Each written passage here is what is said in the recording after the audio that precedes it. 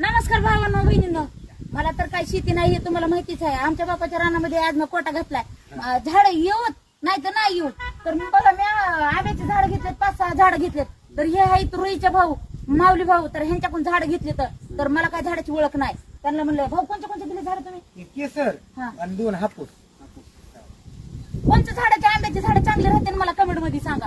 माहिती का तुम्ही म्हणता कुठल्याही गोष्टीचा व्हिडिओ काढते कुठे परमिशन तसं काय नाही बरं का. मी झाड घ्यायला लागले काय, मी तर काही शेतकरी नाही.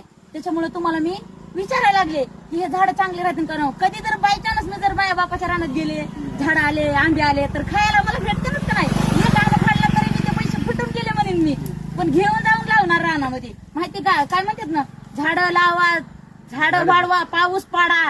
दुसऱ्या रानात पिकलं म्हणजे आपण खाता. चला मग भेटू पुढच्या व्हिडिओ मध्ये. चला या आता खाली या.